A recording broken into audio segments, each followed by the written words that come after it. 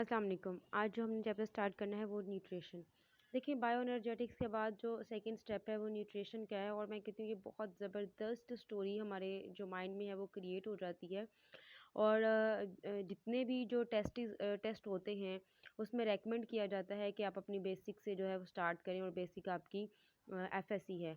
और जब आप स्टूडेंट होते हैं, मतलब जब आप इंटरमीडिएट के स्टूडेंट होते हैं, तब आपको ये चीज़ इतनी अच्छे से समझ नहीं आती, लेकिन जब आप टीचिंग फील्ड में जाते हो तो तब आपको ये चीज़ अच्छे से स्टोरीज़ भी याद होती हैं, क्योंकि आपने पढ़ाना होता है, पढ़ना नहीं होता। तो वहाँ पे फिर आपको सब क्लियर आता है कि ये तो वाक़ई ही बहुत ज़्यादा मज़े की चीज़ है, और आपकी जो लर्निंग है वो कनेक्टिंग डॉट्स पे हो रही होती है, मतलब एक नुक्ते को दूसरे नुक्ते के साथ मिलाते हुए आप चल रहे होते हैं। देखिए हमने वो किंगडम प्लांटी पढ़ा, एनिमेलिया, बायोएनर्जेटिक्स, फिर अब न्यूट्रिशन है, फिर उसके बाद गैसियस एक्सचेंज होगा।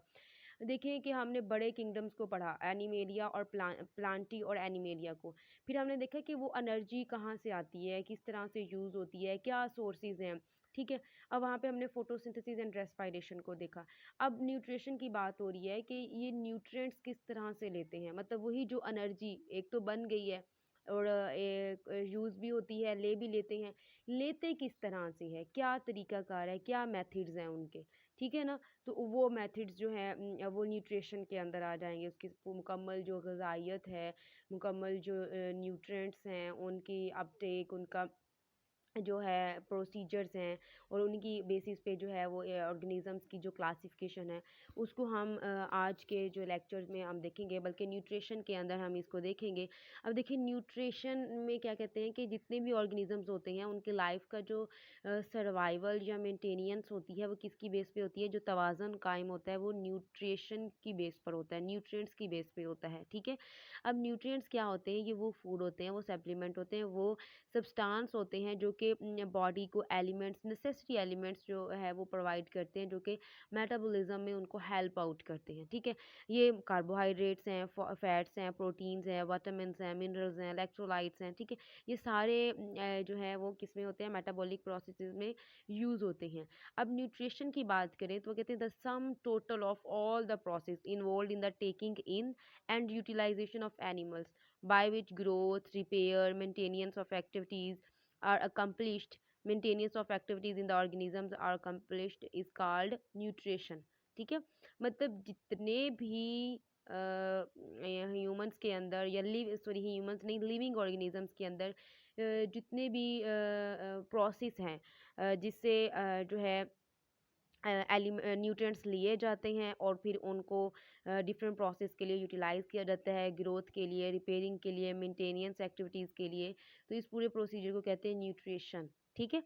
अच्छा, अब इसी न्यूट्रिशन की बेस पे ऑर्गेनिजम्स को 2 कैटेगरीज़ में डिवाइड किया गया है, ऑटोट्रॉफ एंड हेटेरोट्रॉफ। ऑटोट्रॉफिक जो होती है उसमें ये होता है कि जो ऑर्गेनिजम्स होते हैं वो क्या करते हैं कि ये अपनी खुराक खुद तैयार कर सकते हैं, और तो फिर ये इन्वायरमेंट से इनऑर्गेनिक ऑर्गेन मॉलिक्यूल्स को लेते हैं और फिर उनको अपने ऑर्गेनिक मॉलिक्यूल्स में कन्वर्ट कर देते हैं, ठीक है? मतलब अपने खुद ऑर्गेनिक में जो कंपाउंड्स होते हैं वो अपने इन्वायरमेंट से इनऑर्गेनिक कंपाउंड्स लेके अपनी खुद खुराक जो है वो तैयार करते हैं। हेटेरोट्रॉफिक की बात करें तो इसमें ये होता है कि ये अपनी खुराक को तैयार नहीं कर सकते, इसलिए जो ऑटोट्रॉफ्स ने खुराक तैयार की होती है उन्हीं से अपनी खुराक जो है वो लेते हैं। ऑटोट्रॉफिक न्यूट्रिशन की बात करें तो हम ऑटोट्रॉफिक न्यूट्रिशन की बात करें तो इसमें देखें कि क्या प्रोसीजर होता है। फोटोसिंथेसिस का पूरा प्रोसीजर हमें पता है कि किस तरह से जो प्लांट्स हैं ऑटोट्रॉफ्स हैं, तो वो किस तरह से अपनी खुराक को तैयार करते हैं, क्या प्रोसीजर होते हैं। लाइट की प्रेजेंस में वो कार्बन डाइऑक्साइड एंड वाटर से जो है ग्लूकोज बनाते हैं, ठीक है। तो प्लांट्स में अगर फर्दर हम बात करें तो जो मिनरल न्यूट्रिएंट्स प्लांट्स के अंदर ज़रूरी होते हैं या मौजूद होते हैं वो कौन कौन से हैं। तो वैसे तो आम तौर पर जितने भी ऑटोट्रॉफ हैं या फिर फोटोसिंथेटिक ऑर्गेनिजम्स हैं उनको कार्बन डाइऑक्साइड और वाटर की तो बहुत ज़्यादा ज़रूरत होती है। मतलब क्योंकि वो कार्बन डाइऑक्साइड और वाटर की बात करें तो कार्बन, ऑक्सीजन एंड हाइड्रोजन ये मेन जो है इनको मिल जाते हैं, ठीक है। अब इसके अलावा क्योंकि ये ऑर्गेनिक मॉलिक्यूल्स बनाने के लिए ये बहुत ही प्रीडोमिनेंट जो है वो कंपाउंड्स हैं या एलिमेंट्स हैं, ठीक। कार्बन, ऑक्सीजन एंड हाइड्रोजन सही है। इसलिए ये जो है ये इन्वायरमेंट से ऑटोट्रॉफिक जो है लेते हैं और इनकी ये बहुत बड़ी नीड है। इसके बाद अगर हम नेक्स्ट की बात करें तो वो नाइट्रोजन है। वो भी बहुत ज़्यादा ज़रूरी है क्योंकि वो प्रोटीन्स में होते हैं।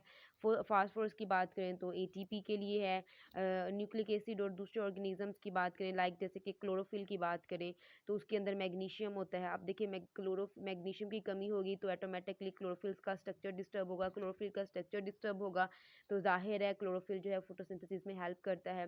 तो फिर वो जो है वहाँ पे जो है वो डिस्टर्बेंस जो है वो क्रिएट हो जाएगी। साइटोक्रोम्स की बात करें तो उसके अंदर आयरन मौजूद होते हैं।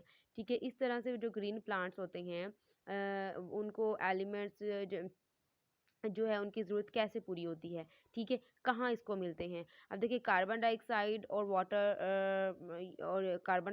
वाटर से तो ये सारे जो सारे एलिमेंट्स जो हैं वो नहीं मिल सकते ना। तो इसलिए ये एलिमेंट्स फिर कहाँ से आते हैं?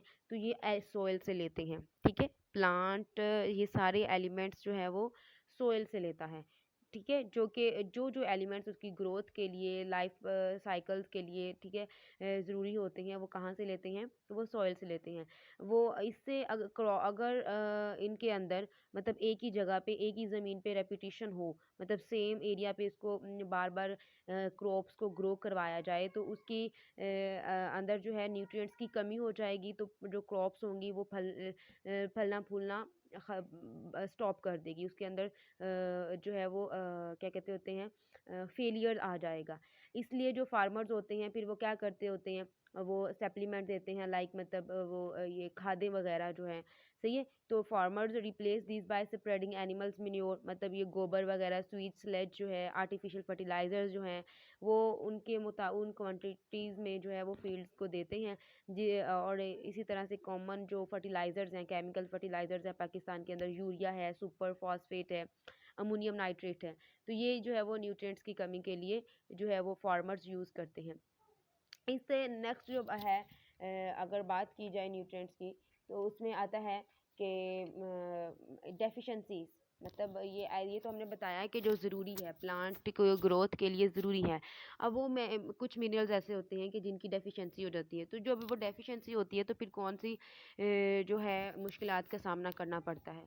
तो उसमें जो है नाइट्रोजन डेफिशिएंसी की बात की जाए सॉइल के में अगर हो जाती है तो उससे क्या होती है उसकी ग्रोथ जो है वो स्टैंडर्ड हो जाती है मतलब ग्रोथ अच्छे से नहीं कर पाते और क्लोरोसिस मतलब क्लोरोफिल जो है उसकी कमी हो जाती है। ठीक है, डेफिशिएंसी ऑफ फास्फोरस हो जाती है जिसकी वजह से रूट्स जो है उसकी ग्रोथ नहीं बढ़ती। जब रूट की ग्रोथ नहीं बढ़ेगी तो वाटर अपटेक बहुत कम हो जाएगा। इसी तरह से एक और पोटाशियम है जिसके जो लीफ मार्जिन है जिससे येलो या ब्राउन हो जाते हैं और प्लांट की प्री मेच्योर ही डेथ हो जाती है। इसी तरह मैग्नीशियम्स है जिसके उसके रिज़ल्ट में भी क्या होता है क्लोरोसिस होती है। जैसे मैंने पहले बता चुकी हूँ कि क्लोरोफिल के अंदर जो मैग्नीशियम है मेन कंपोनेंट है और अगर मैग्नीशियम ही की कमी होगी तो फिर ज़ाहिर है पूरा फोटोसिंथेसिस का प्रोसेस जो है वो इफ़ेक्ट उस पे इसके जो है इफ़ेक्ट्स होंगे। ठीक है, अब आगे बात करें हेट्रोट्रॉफिक न्यूट्रिशन की तो ज़ाहिर है वो अपनी खुराक खुद नहीं तैयार करते तो वो दूसरों से तो खुराक लेते हैं। अब दूसरों से वो खुराक किस तरह से लेते हैं वो हम कुछ प्रोसीजर्स देखते हैं कि अब इवन के प्लांट्स भी कुछ जो होते हैं वो हेट्रोट्रॉफिक होते हैं। अब देखिए प्लांट्स जो है वो अपनी खुराक खुद तैयार करते हैं।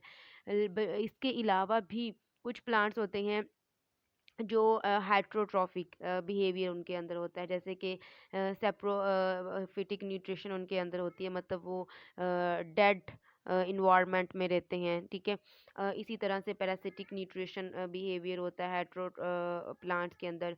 साइम्बायोटिक न्यूट्रिशन होती है। सही है, अब इसमें ये क्या होती है ये हम थोड़ा सा देख लेते हैं डिटेल में। सेप्रोफिटिक न्यूट्रिशन की बात करें तो feeding on dead and decaying material मतलब जैसे कि डेड लीव्स होते हैं सॉइल के अंदर मौजूद होते हैं तो देखिए वहीं से न्यूट्रिएंट्स जो है वो उनको मिल रहे होते हैं। राउटिंग ट्री ट्रंक्स होती हैं मतलब जो उनके जो तना होता है वो अंदर से गला सड़ा सा होता है।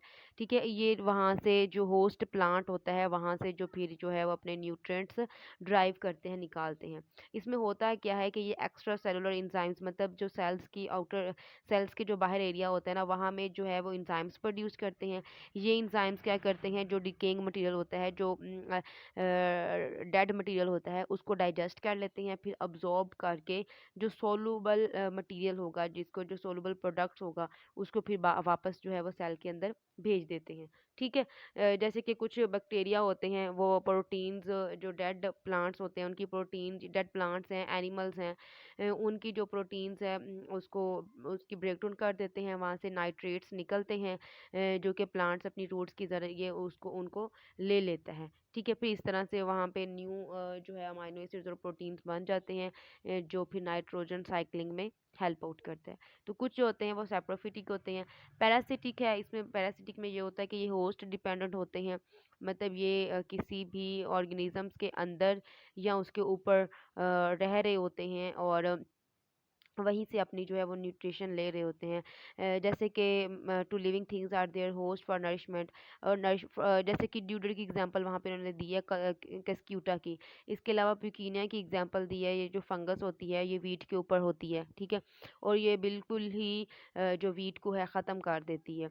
ये इसका जो खुराक है ये इसको वीट से मिलती है, तो ये वीट को बिल्कुल अपने होस्ट को जो है वो नुकसान पहुंचाती है और वहाँ से अपनी खुराक ले लेती है।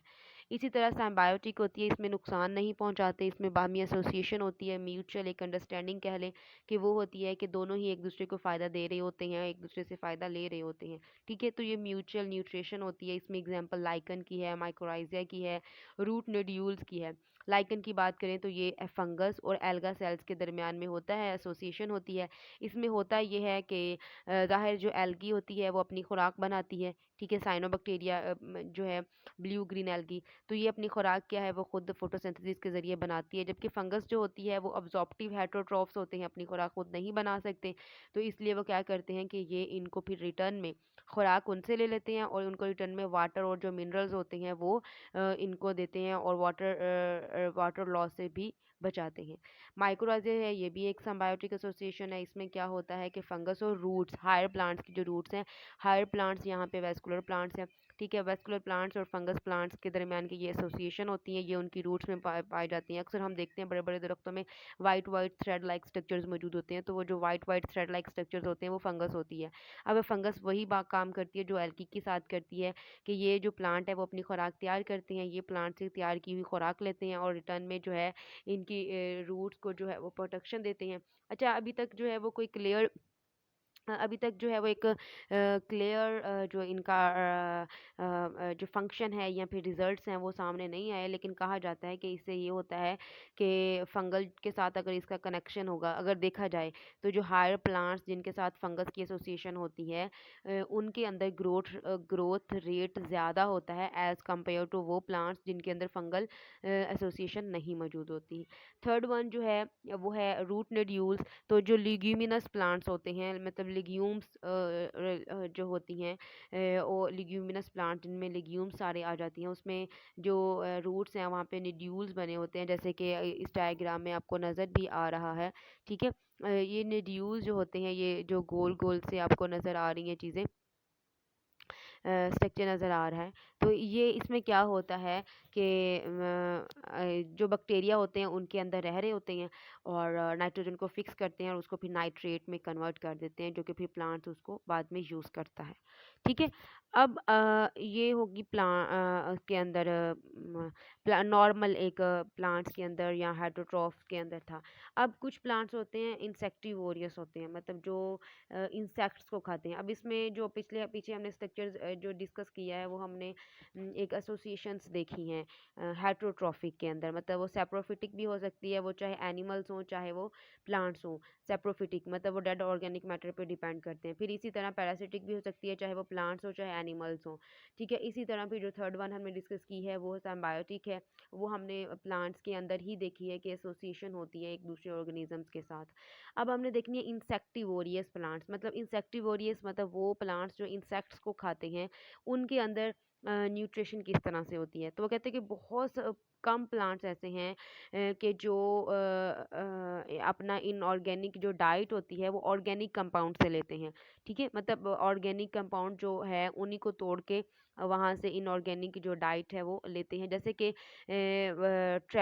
किसी भी इंसेक्ट को या जो स्मॉल स्मॉल एनिमल्स हैं उनको ट्रैप करके वो उनसे ऑर्गेनिक कंपाउंड जो है वो हासिल कर लेते हैं। तो जितने भी इंसेक्टिवोरियस होते हैं वो भी ट्रू ऑटोट्रॉफ्स होते हैं, लेकिन बस उनका तरीका थोड़ा चेंज होता है कि वो अपने शिकार को कैप्चर करते हैं, ठीक है?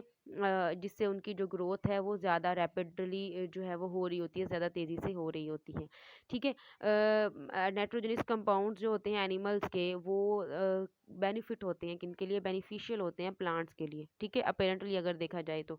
तो कुछ जो प्लांट्स होते हैं वो क्या करते हैं, वो इंसेक्ट्स को ट्रैप्ड करते हैं और बैक्टीरिया के ज़रिए डिकम्पोज़्ड करते हैं। कुछ के अंदर ऐसा होता है कि वो जो इंसेक्ट्स को डाइजेस्ट करते हैं एंजाइम्स के ज़रिए, मतलब लीव्स जो होते हैं उनके वो एंजाइम्स सिक्रीट करते हैं। जब कोई भी इंसेक्ट या स्मॉल एनिमल जो है वो कैप्चर कर लेते हैं, तो फिर उसके बाद क्या करते हैं कि एंजाइम सिक्रीट होते हैं उनकी सेल लीफ वॉल से, ठीक है? वो जो एंजाइम सिक्रीट होते हैं वो फिर उसको डाइजेस्ट करने में हेल्प करते हैं। हम एग्जांपल देखें तो इसमें पीचर प्लांट है, वेनस फ्लाई ट्रैप है, सनड्यू है।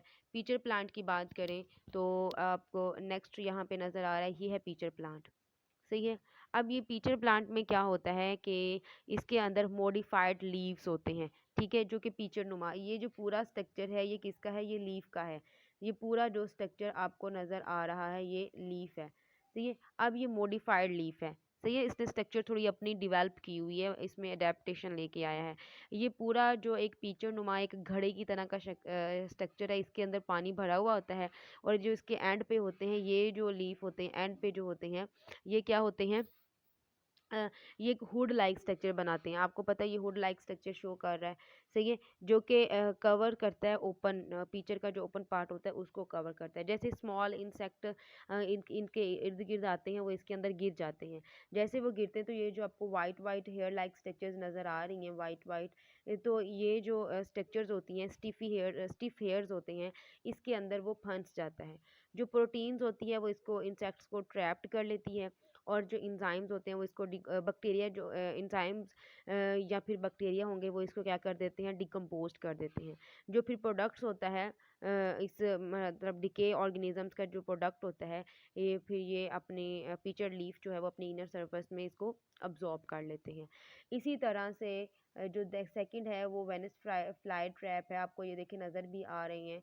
अब इसमें क्या है कि इसके जो लीफ होते हैं वो बाइलोब्ड होते हैं, ये देखें ऐसे दो बाइलोब्ड मतलब दो हिस्सों में होते हैं। इसके दरमियान जहाँ पे ये आपको इंसेक्ट फंसा हुआ नज़र आ रहा है तो एक मिड रिब मौजूद होती है, ठीक है, जो कि मार्जिन सॉरी मिड रिब होती है और इसके जो इर्द गिर्द आपको मार्जिन्स नज़र आ रहे हैं हर लोब के ऊपर, ये जो मार्जिन है इसके ऊपर स्टिफी ब्रिस्टल्स, मतलब ये आपको नज़र आ रही हैं बारीक बारीक सी ब्रिस्टल्स नज़र आ रही हैं।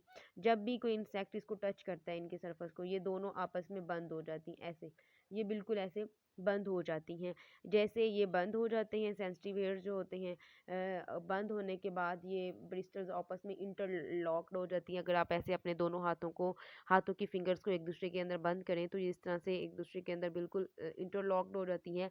ये इंसेक्ट को जो है वो एंजाइम जब बैक्टीरिया के ज़रिए एंजाइम सिक्रीट होता है, ग्लैंड सिक्रीट करता है लीफ सरफेस के ऊपर, जिससे फिर वो क्या करते हैं उस एंजाइम्स को डाइजेस्ट कर देते हैं और जो प्रोडक्ट होता है उसको फिर वो अब्जॉर्ब कर लेते हैं, ठीक है।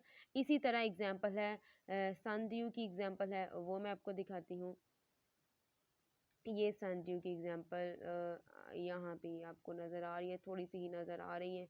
अब इसमें क्या होता है कि सनड्यू में आपको ये जो वाइट वाइट ब्रिस्टल से नज़र आ रहे हैं ये भी मॉडिफाइड लीफ होते हैं, ठीक है, और इसमें भी इंसेक्टिवोरियस ही एक्टिविटीज़ होती हैं। इसके अंदर क्या होता है बहुत सारे हेयर लाइक टेंटिकल्स मौजूद होते हैं, ये जो वाइट वाइट ऑरेंज और ये वाइट नज़र आ रहे हैं आपको, ठीक है। ऑरेंज के ऊपर ये वाइट वाइट शाइन्स करते हुए नज़र आ रहा है, ये टेंटिकल्स होते हैं। इसकी टिप्स पे जो है वो ग्लैंड्स मौजूद होती हैं। जैसे इंसेक्ट जो है अट्रैक्ट करते आता है, मतलब वहाँ पे जैसे ये अट्रैक्शन होती है तो इंसेक्ट उसके पास आता है, तो ये इसको इंटैगल कर लेता है, जकड़ लेता है, ठीक है। और इसी तरह जिस तरह से वेनस फ्लाई ट्रैप में होता है, इसी तरह से सनड्यू में भी होता है कि प्रोटीन्स जो है इंसेक्ट्स के अंदर जो प्रोटीन्स होती है उसको इंजाइम्स जो है वो डाइजेस्ट कर देते हैं, और जो प्रोडक्ट होता है वो प्लांट अब्जॉर्ब कर लेता है। ठीक है, समझ आ गई। अब अगर हम नेक्स्ट बात करें, अब इसमें आपने जो है वो मोटी मोटी बातें याद करनी है पेपर के लिए, टेस्ट के लिए। आपने जो है प्लांट्स के नेम आपको याद होने चाहिए, उनका मेथड ऑफ न्यूट्रिशन क्या है वो याद होना चाहिए। जैसे न्यूट्रिएंट्स की हमने मिनरल्स की बात की है, तो आपको वो सारे एलिमेंट्स के नेम आने चाहिए, उनकी डेफिशिएंसीज का पता होना चाहिए कि अगर वो उनकी कमी होगी तो क्या होगा, और अगर वो मौजूद होंगे तो कैसी परफॉर्मेंस रहेगी। ठीक है, ये सब कुछ जो है वो आना चाहिए। अब नेक्स्ट हम बात करते हैं मेथड्स ऑफ एनिमल न्यूट्रिशन की। अब एनिमल न्यूट्रिशन जो है वो प्लांट न्यूट्रिशन से थोड़ी डिफरेंट है, क्योंकि ज़ाहिर है प्लांट्स के अंदर अब्जॉर्प्शन होती है, प्लांट का थोड़ा मेथड जो है वो चेंज होता है। इसमें ये होता है कि अब सारे जो मूव नहीं कर सकते, इसके अंदर जो सेल्स होते हैं अपनी पोजीशन नहीं छोड़ते, जहाँ जहाँ पे मौजूद है वहीं पे रहते हैं। तो यहाँ पे होता क्या है, डाइजेस्टिव सिस्टम होता है, मुकम्मल एक डाइजेस्टिव सिस्टम मौजूद होता है एनिमल्स के अंदर, जो कि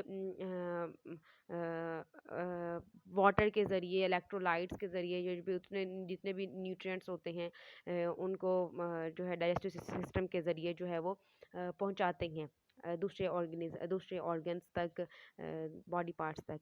digestive system is specialized to ingest food, वो फूड को इंजेस्ट करता है, फिर प्रोपेल करता है डाइजेस्टिव ट्रैक्ट की तरफ, उसको धकेल देता है, डाइजेस्टिव ट्रैक्ट में जाके वो डाइजेस्ट होता है, फिर वाटर में वो अब्जॉर्ब होता है। वाटर, इलेक्ट्रोलाइट्स और अदर न्यूट्रिएंट्स जो है वो डाइजेस्टिव ट्रैक्ट की जो ल्यूमन होती है वहाँ पे जाती है। ठीक है, तो इस तरह के जाके डाइजेस्टिव सिस्टम जो है वो जो मटेरियल अनडाइजेस्टेड होते हैं, डाइजेस्ट नहीं हो सकते, वो डाइजेस्टिव ट्रैक्ट से मूव्ड आउट हो जाते हैं। अगर हम बात करें न्यूट्रिशन के बेस पर ही, मतलब तो यहाँ पे कुछ प्लांट्स हैं जैसे डेट्रीवोर्स होते हैं, जो कि डेड ऑर्गेनिक मैटर्स खाते हैं, डेब्रस वगैरह, जिसको इनको गंदखोर भी कहते हैं। तो ये एनिमल्स कौन से होते हैं, ये डेड ऑर्गेनिजम्स पर जो है सर्वाइव करते हैं। जैसे कि इसमें कॉमन एग्जांपल जो है वो अर्थवर्म की है, और इसमें होता है ये कि ये जो डिकेइंग ऑर्गेनिक मैटर होते हैं उनके फ्रेगमेंट्स को इंजेस्ट करते हैं, ख़ास तौर पे जो वेजिटेशंस होती हैं उनको सॉइल से, या फिर ये जो दफना दिए जाते हैं, जो मतलब जो प्लांट जो एनिमल्स हैं उनका जो मटेरियल होता है, डेड मटेरियल होता है, उसको जो है वो यूज़ करते हैं। हार्बीवोर्स की बात करें तो ये जो है प्लांट्स फीडिंग होते हैं, मतलब प्लांट्स फीड करते हैं, प्लांट्स पे इनका इन्हसार होता है। और टिपिकली ये जो हार्बीवोर्स होते हैं इसमें ये इंसेक्ट्स आ जाते हैं, रेप्टाइल्स हैं, बर्ड्स हैं, मैमल्स हैं। और ये मतलब होते क्या है, मोस्ट जो इम्पोर्टेंट है, ये अपने एमसीक्यूज लाजमी याद करना है। मोस्ट इम्पोर्टेंट होते हैं रोडेंट्स एंड एंगुलेट्स। ये जो एंगुलेट्स होते हैं ये कौन से होते हैं, जो खुर वाले जितने भी जानवर है उसमें आ जाते हैं, जैसे कि हूफ्ड मतलब खुर ग्रेजिंग, हूफ्ड खुर वाले जो चढ़ने वाले जानवर हैं, जैसे कि हॉर्सेस हैं, कैटल हैं, शीप हैं, ये सारे हर्बीवोर्स मैमल्स में आ जाते हैं। इनमें थोड़ा जो वो दांतों का स्ट्रक्चर अगर आप देखें तो वो थोड़ा चेंज होता है, सही है, क्योंकि इन्होंने जो है वो सॉफ्ट मटेरियल मतलब हर्ब्स को ही तो लेना होता है। तो इसके ऊपर इनके पास जो है वो अपर सीजर्स नहीं होते, कैनियंस भी नहीं होते, जो नोकदार दांत होते हैं वो भी इनके अंदर नहीं होते। लेकिन कार्निवोर्स के अंदर वो नोकदार जो दांत है वो होते हैं, क्योंकि इन्होंने शिकार करना होता है, उसको पकड़ना होता है और फिर उसकी चीर फाड़ करनी होती है। तो इसलिए वो जो कार्निवोर हमारे अंदर भी है वैसे, क्योंकि हम ओमनीवोर्स हैं, हम दोनों चीज़ें खा लेते हैं ना। तो हमारे अंदर भी आप देखें कि हमारे अंदर अभी जो है कैनियन सेल्स, कैनियन जो टीथ है वो मौजूद है, मतलब नोकीले से, सही है। इसमें क्या होता है, कैट्स, डॉग्स, लाइन्स, टाइगर्स जो है वो इसकी कॉमन एग्जांपल्स आ जाती हैं। ओमनीवोर्स की बात करें तो ये प्लांट्स और एनिमल्स दोनों पे ही जो है दोनों का ही शिकार करते हैं, जैसे क्रोज हैं, रैट्स हैं, रेड फॉक्स है, बियर्स हैं, मैन है, ठीक है। तो इनके जो स्ट्रक्चरली और फंक्शनली जो होते हैं वो इंटरमीडिएट होते हैं, मतलब इनके अंदर हर्बीवोर्स वाले दांत भी होते हैं और कार्निवोर्स वाले दांत भी मौजूद होते हैं। फ़िल्टर फीडर्स भी होते हैं कुछ, मतलब वो फ़िल्टर करते हैं, जो बहुत सारे एक्वेटिक एनिमल्स होते हैं वो वाटर को फ़िल्टर करते हैं, फिर उसमें से जो पार्टिकल्स होते हैं उनको डाइजेस्ट करते हैं, ठीक है। जो और उसके बाद इसमें जो एग्जांपल है वो म्यूसल की एग्जांपल है, कॉमन जो एग्जांपल है वो म्यूसल्स की एग्जांपल है, जैसे कि आपको ये डायग्राम नज़र भी आ रही है। अब इसमें म्यूसल की बात आप करें तो म्यूसल की बात करें तो आप देखें कि ये जो स्ट्रक्चर आपको नज़र आ रहा है तो इसके पास दो गिल्स होते हैं। तो ये जो आपको ब्लू कलर में नज़र आ रहे हैं ये दो गिल्स होते हैं इसके पास, और इसके जो सीलिया की जो मूवमेंट होती है, सीलिया की जो मूवमेंट होती है वो वाटर के अंदर, जो करंट ऑफ वाटर होता है उसको एनिमल्स के इनहेलियंट से सिफोन जो होते हैं उनके ज़रिए जो है पानी जो है वो उनके अंदर जाता है, इंटर होता है। जैसे ही वाटर इंटर होता है तो उसके अंदर जो फूड पार्टिकल्स होते हैं लाइक माइक्रोस्कोपिक एल्गी है या प्रोटोजोआ है, वो उसके अंदर होंगे। तो उसके अंदर जो सिक्रीटरी सेल्स होंगे वो क्या करते हैं, जो कि सीलिया के अंदर मौजूद है, तो वो स्टिकी जो म्यूकस होगा उसके साथ वो फूड पार्टिकल्स जो है वो इंटेंगल्स हो जाएंगे, मतलब उनके अंदर जो है वो फंस जाएंगे, जकड़ हो जाएंगे। तो वो जो फूड पार्टिकल्स होंगे उसको वो ट्रैप्ड कर लेंगे और फिर उसको माउथ की तरफ फेंक देंगे, किसके ज़रिए, सीलरी जो इनकी अंदर मूवमेंट्स होती हैं उसके, मतलब सीलिया के ज़रिए, ठीक है। ये उसको मुंह की तरफ, माउथ की तरफ कर देंगे। इसकी एग्जांपल जो है व्हील्स इसकी बहुत कॉमन एग्जांपल है। इसके बाद अगर हम फ्लूइड फीडर की बात करें तो मस्कीटो हमारे पास सामने एग्जांपल है। एफिड्स जो है इसकी हमारे पास सामने है कि फसलों के अंदर जो एफिड्स होती हैं ये क्या करती है, फ्लोएम जूस को सक कर लेती है, ठीक है। जो फ्लूइड खाने वाले, पीने वाले, सक करने वाले होते हैं, फ्लूइड खाया नहीं जाता, सॉरी, फ्लूइड पीने वाले जो होते हैं उनको फ्लूइड फीडर्स कहते हैं, जिसमें मैंने आपको बताया भी है। जैसे मस्कीटो है, उनके एक चोंच सी बनी होती है, ठीक है। स्टेलेट जो होता है वो बना होता है। वो स्टेलेट क्या होता है, स्टेलेट्स जो होता है ब्लड के अंदर, जैसे वो स्किन के अंदर उसको छेदता है, वो पहले स्किन के अंदर सुराख करता है, फिर वहाँ से ब्लड को सक कर लेता है, ठीक है, ट्यूबुलर जो उसका माउथ पार्ट होता है उसके ज़रिए।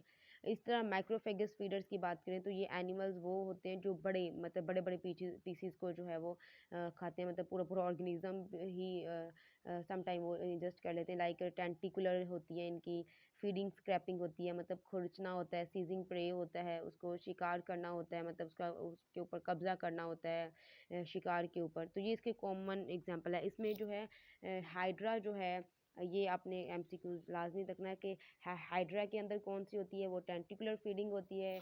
जो गार्डन स्नेल होता है उसके अंदर वो स्क्रैपिंग करता है, ठीक है। और इसमें एग्जांपल सीजिंग की अगर बात करें या स्वेल्विंग टाइप की बात करें, निगलने की, मतलब पूरा पूरा ऑर्गेनिजम्स निगलने की बात करें, तो वो स्पॉटेड डॉग फिश है, ठीक है। स्पॉटेड डॉग फिश जो है उसके अंदर होता है।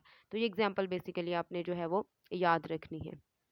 उसके बाद पैरासिटिक न्यूट्रिशन की बात करें तो पैरासाइट जो है वो ऐसे ऑर्गेनिजम्स होते हैं जो होस्ट डिपेंडेंट होते हैं, ठीक है। पैरासाइट जो होते हैं वो होस्ट डिपेंडेंट होते हैं, या तो वो किसी ऑर्गेनिजम्स के ऊपर रह रहे होते हैं या उसके अंदर रह रहे होते हैं, सही है। और जिसके ऊपर या जिसके अंदर रह रहे होते हैं उसको होस्ट कहते हैं।